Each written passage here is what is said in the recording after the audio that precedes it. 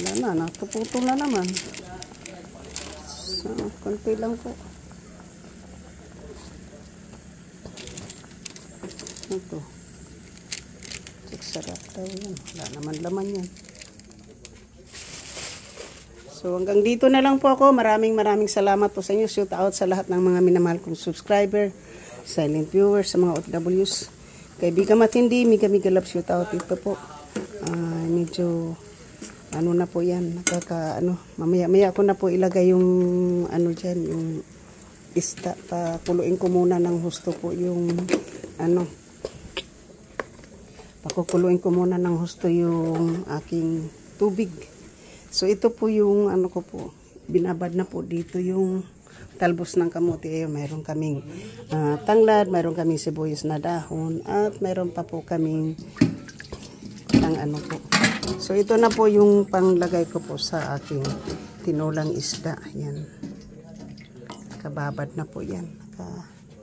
Nakababad na po ng hindi naman ako dito guys, hindi ako pala kain ng kanin. Gusto ko yung mga hindi ko nakakain sa Pilipinas o sa Amerika. Yun. Kaya lang po yung isda, yun po talaga yung ko. So, ito na po yung isda. Yan. Yan. 3 piraso lang po yung lutuin ko po kasi 2 lang kaming kakain. Yan.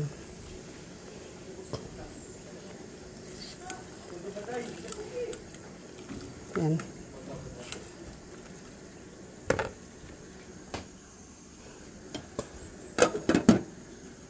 Mabuti po ngayon dito kasi nakabili po tayo ng kalan at na lang po, madali na lang pong magluto. Kasi nakaano na po tayo dito, mayroon na po tayong kalan, diba?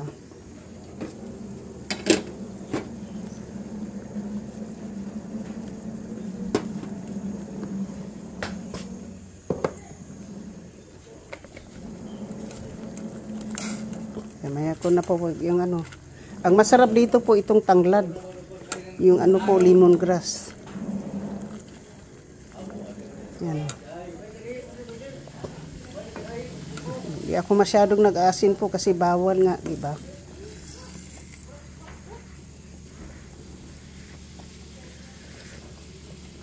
Ayan na po, tama na po yung asin. So, yan na po. Shout out sa aking mga minamahal na mga subscribers, viewers, sa mga OFWs, kaibigan matindi, miga love shout out po. Sa lahat-lahat ng sumusuporta ng aking channel, miga love shout out. Sa ngayon po ay temporary nilagyan. Wala naman po akong banyo na lalagyan ko talaga ng magandang ng shower curtain. Ayun, ginawa ko po ay tinakpan ko po yung dyan kasi may biak. At ito po din ay shower curtain din po ito. So wala naman pong para mayroon po kaming privacy na living room po doon. Ayan. Nilagyan ko rin po ng shower curtain.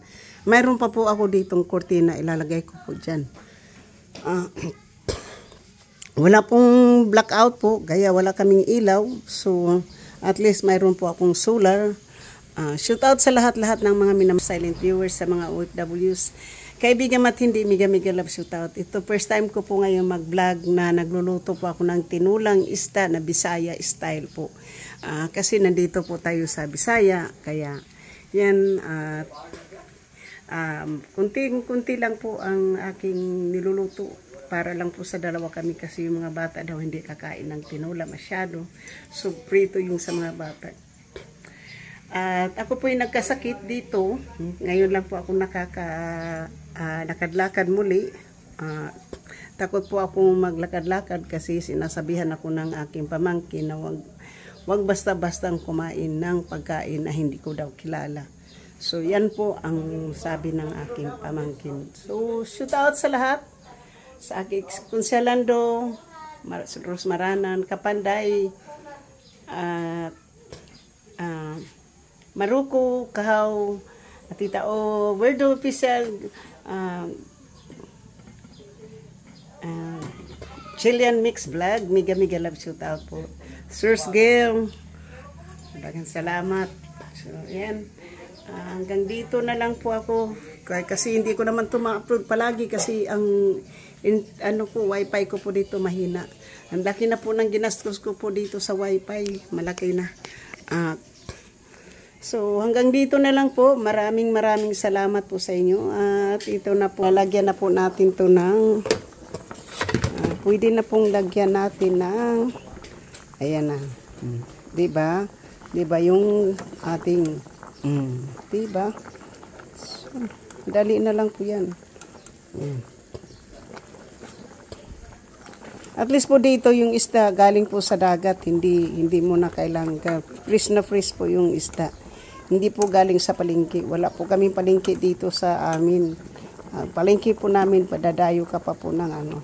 Kapag gusto mo naman ng karne po dito, may nagkakatay po ng baboy.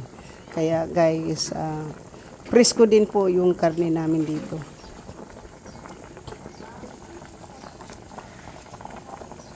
Kuha na natin.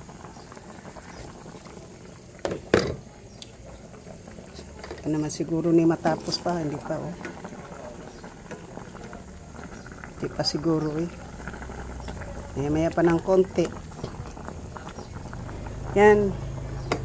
First time ko pong mag-vlog na nagluluto po tayo ng isdang isda na tinulang isda po.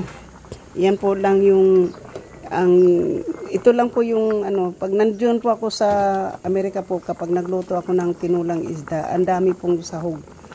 Kasi po kailangan yung maraming sahog para mayroon na po kaming kanin. Tikpang mahulog. Ito na po yung kanin namin yan. Luto po sa uling yung kanin namin. Luto uling.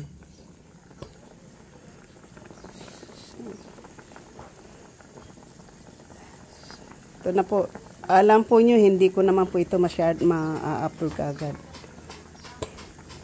So, yan po yung mga gamit, yun po yung mga gulay na binabad lang po sa tubig. Wala po akong refrigerator dito po. Kung titingnan po nyo, ang gamit ko lang po ay kalan.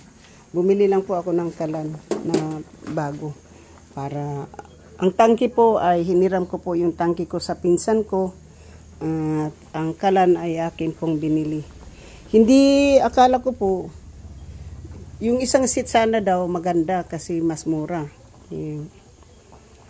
Bibili na lang po ng tangki. At least po nakabili na tayo ng ganito.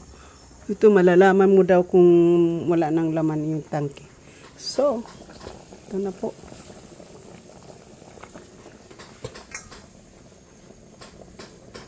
Yung aking palanggana po na hindi yan na So, hindi ko na po yan pakukuluin para hindi po siya malambot.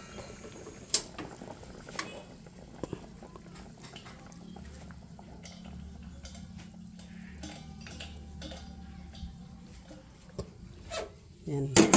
Luto na po ang aming pagkain. So, kakain na lang po kami. Shout out po sa lahat.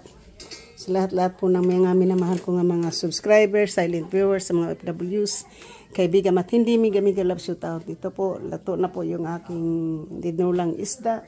At sa muli po, ako po ay nagpapasalamat din po ako sa inyo na nandyan po kayo. At syempre,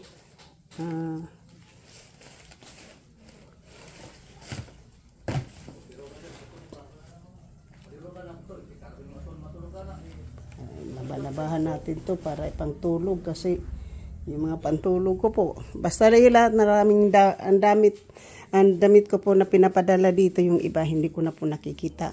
So ito po kailangan ko pa tong, wala kaming ilaw kaya hindi ko po mailagay po dyan hanggat may ilaw kasi titingnan ko po yung yung sa damit naman po ay sinusukat ko na yung hindi magkasya para wala po ako kasi talagang lalagyan po ng damit. Hiniwalay ko na po yung damit kong dala ko galing sa Amerika na babalik ko po. Kasi ang ginagamit ko po ngayon dito, mga damit na pinadala ko dito. Hindi pa po ako gumamit ng damit na galing sa Amerika, yung dala po. Naibalik ko na po sa malita para yun na po ay ibabalik ko po doon. So, yan po ang aming pong ngayon. Sakit po talaga. At saka ang po ko ngayon, yung baywang ko po. Ang hirap po. So, ngayon po, mamayang hapon ay hihilutin na naman po yung likod ko ng aking pamangkin. So, at least po dito, may maghihilot po dito. Yung pamangkin ko po ay maghihilot. So, yan po yung kailangan lang po talaga ng pera. Wala na po akong budget. Hihingi pa po ako ng pera kay Kevin. Titingnan ko muna kung magkano pa po yung natitira doon kasi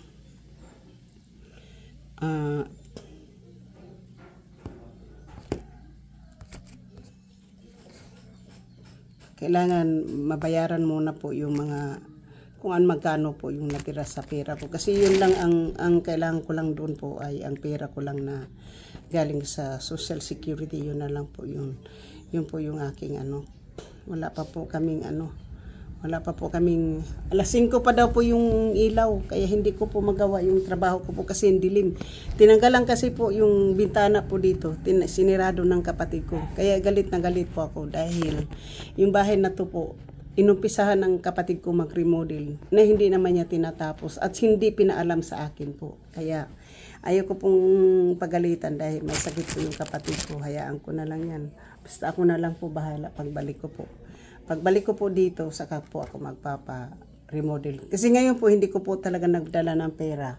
Kasi hindi ko po alam talaga kung anong nangyayari sa bahay. So, at least po pagbalik ko po dito ay po na yan. At least pagbalik ko po dito ay alam ko na po kung anong gagawin ko. So, shoot out po. Thank you. Hanggang dito na lang po tayo. Love you.